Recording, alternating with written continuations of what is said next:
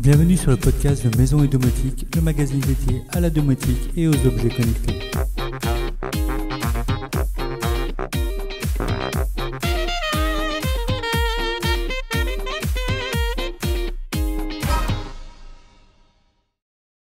Bonjour à tous et bienvenue sur cette nouvelle émission du podcast Maison et Domotique. Comme chaque semaine, je vous propose aujourd'hui le débrief sur l'activité du blog autour de la domotique, de la maison, de la finance et de la high-tech en général. 2 articles cette semaine pour poursuivre la mise en place d'un environnement de travail pour chez soi quand on fait du télétravail ou qu'on est à son compte chez soi par exemple. Après la présentation du bureau FlexiSpot qui permet tout aussi bien de travailler assis que debout, je reviens sur les bonnes pratiques pour travailler chez soi. En effet, ce n'est pas parce qu'on travaille de chez soi qu'il faut rester en pyjama toute la journée et travailler sur ordinateur portable avaché dans le canapé. Il est important en effet de penser l'ergonomie de son poste de travail à la maison.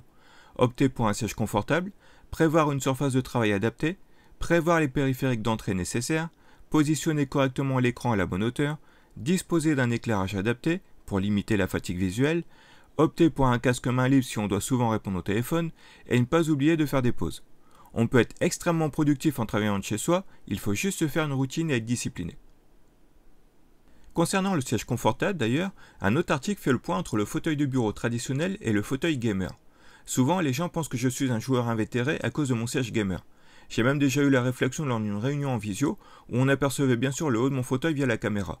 Pourtant, pour tout vous avouer, j'ai très peu de temps pour jouer et quand je joue ce n'est de toute façon pas dans mon bureau puisque je suis sur Mac et les jeux restent encore un peu limités sur Mac.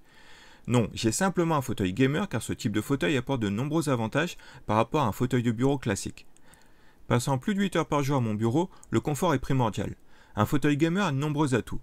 Il est généralement beaucoup plus confortable qu'un fauteuil de bureau du même prix, car un fauteuil gamer est conçu pour résister à une utilisation prolongée et utilise très souvent de la mousse à mémoire de forme, même dans les premiers tarifs. L'ergonomie est également très complète puisque la plupart des fauteuils gamers permettent de nombreux réglages.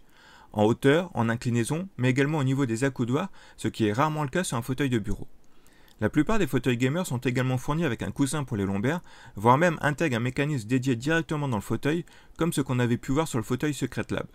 D'ailleurs, un autre test de ce fabricant est en cours pour découvrir la gamme 2022. Enfin, niveau tarif, un fauteuil gamer est souvent plus compétitif étant donné les avantages qu'il apporte, confort et ergonomie. Pour obtenir les mêmes avantages sur un fauteuil de bureau, il faudra souvent mettre plus cher. Le seul inconvénient que je trouve au fauteuil gamer, c'est son encombrement. Si vous avez une pièce dédiée, ce ne sera pas un souci, mais un fauteuil gamer dans un salon, ça ne passe pas inaperçu. Le gros test cette semaine a été la présentation complète du nouveau Roborock S7 Max V Ultra. Tellement nouveau en fait que le pack présenté n'est même pas encore disponible à la vente, seul le robot est déjà en ligne. Il faudra attendre encore un peu pour la station de vidage automatique qui devrait être en vente au cours de ce trimestre. J'ai la chance de pouvoir tester ce robot aspirateur en avant-première depuis plus d'un mois et je dois dire qu'il est bluffant. C'est tout simplement le robot aspirateur le plus complet que j'ai eu l'occasion de tester. Tout d'abord, c'est bien sûr un robot aspirateur doté d'une puissance de 5100 Pascal. On retrouve dessus les innovations découvertes sur le S6 Max V et le S7, à savoir l'intégration d'une caméra et d'intelligence artificielle, en plus du radar à 360 degrés, qui permettent de cartographier tout l'intérieur du logement en 3D, mais également de reconnaître les différents obstacles. Chaussures avec lacets qui traînent, fil électrique, bande barre conique, jouets, excréments d'animaux, bref, ce robot reconnaît tout et modifie son comportement en conséquence afin de ne pas se retrouver piégé. Tournant chaque jour depuis un mois à la maison, je n'ai pas eu à intervenir une seule fois parce qu'il était coincé quelque part. Le nettoyage est méticuleux et efficace. A noter que la caméra embarquée peut également être utilisée pour surveiller son intérieur. Via l'application, il est en effet possible de piloter le robot, de voir ce qui se passe et même de dialoguer avec les personnes présentes. Il ne manquerait qu'une fonction lui permettant de faire une ronde automatique de la maison quand on est absent, en nous prévenant par l'envoi d'une photo dès qu'un mouvement est détecté. Ce serait le rêve. Ce robot est également équipé d'une mop sonique, comme nous avions déjà vu sur le S7. La serpillière est montée sur un bloc motorisé qui vibre 3000 fois par minute pour décrasser le sol.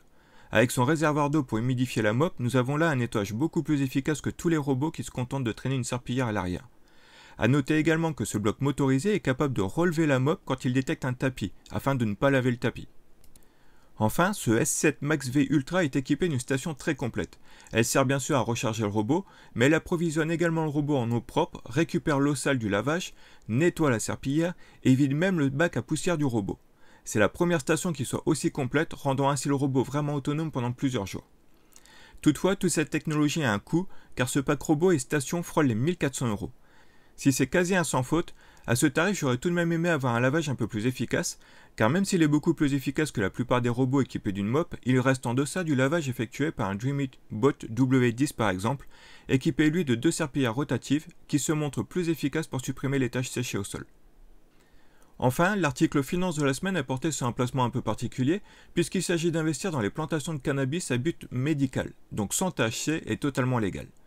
Plusieurs lecteurs du blog m'avaient parlé en privé de cette société basée à Amsterdam pour avoir mon avis, sans savoir que j'étais déjà dessus. C'est en effet un placement que j'ai démarré l'été dernier et qui se montre très performant puisqu'on obtient en moyenne 40% de bénéfices en 108 jours exactement. En fait, l'argent placé sert à la société Juicy Fields à lancer la culture de nouvelles plantes chez ses partenaires. 17 partenaires à travers le monde qui se chargent de la culture du cannabis pour ensuite revendre la production en Europe et au Canada. Le fonctionnement est très simple, le paiement peut se faire en virement euro ou crypto-monnaie et il suffit d'attendre ensuite les 108 jours pour toucher les bénéfices de la revente. Un tableau de bord permet de suivre l'avancement des cultures étape par étape.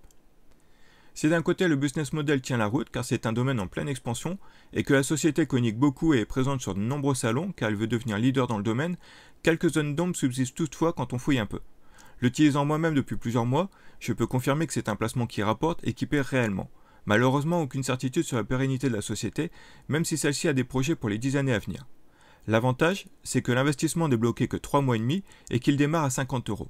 Sur ce type de placement, l'important est de pouvoir récupérer rapidement son capital, ce qui est le cas ici. Pour ma part, je m'en sers un peu comme une machine à cash rapide.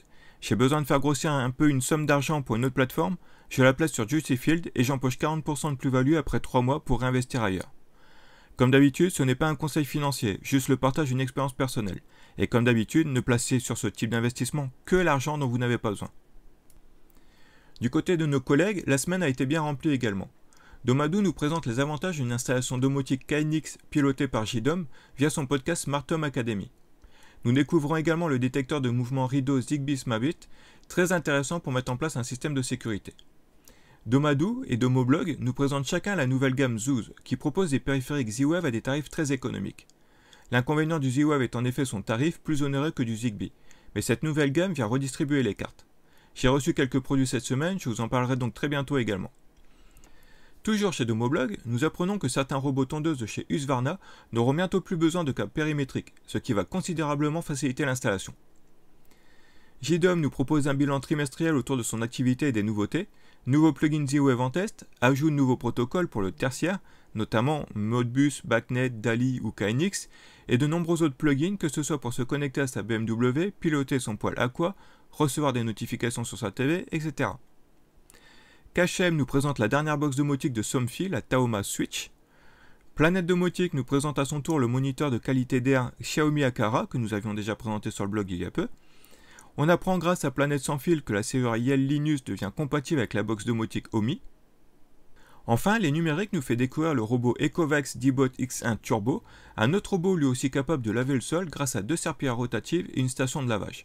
Malheureusement, comme c'est souvent le cas, si la gestion de l'eau est complète, le bac à poussière doit lui encore être vidé manuellement, contrairement au Roborock S7 Max V Ultra présenté précédemment. Enfin, les bons plans du moment. Domadou nous propose 20% sur les produits Wux que nous commençons à bien connaître. Il s'agit de produits Zigbee, parmi lesquels figurent une guirlande connectée, un gestionnaire d'arrosage et bien d'autres périphériques très intéressants, tous utilisant le protocole Zigbee. Switchbot propose des prix cassés sur plusieurs de ses appareils, notamment le nouveau capteur de température et humidité doté d'un grand écran à seulement 13 €. Mais on trouve également de belles offres sur le robot pour automatiser ses rideaux, ou encore le classique robot pour actionner n'importe quel interrupteur. Xiaomi fait son festival, avec de très beaux tarifs sur de nombreux produits du fabricant, allant du smartphone à la trottinette électrique en passant par les robots aspirateurs. Enfin, de très belles offres sur les vélos électriques de chez GoGoBest, parfaits pour les sorties cet été. J'adore particulièrement le Bezier XF001 avec son look vintage et sa grande selle permettant d'aller se promener à deux. Voilà, c'est tout pour aujourd'hui. Pour information, le blog et le podcast font une pause de 2 semaines, je prends un peu de vacances. Enfin, pour déboiser mon terrain de loisirs et en profiter pour faire l'installation photovoltaïque afin d'être autonome en électricité. Ce sera l'objet d'un futur article. Du coup, pour ne pas vous laisser sans rien, vous pourrez en profiter pour participer au concours qui est lancé sur le blog jusqu'à la fin du mois qui met en jeu la station de lavage Yigi Mob Station. N'oubliez donc pas de vous inscrire pour participer au tirage au sort. Sur ce, je vous souhaite à tous un excellent week-end et de bonnes vacances si vous y êtes. Et n'oubliez pas de vous abonner au podcast pour ne pas louper la reprise.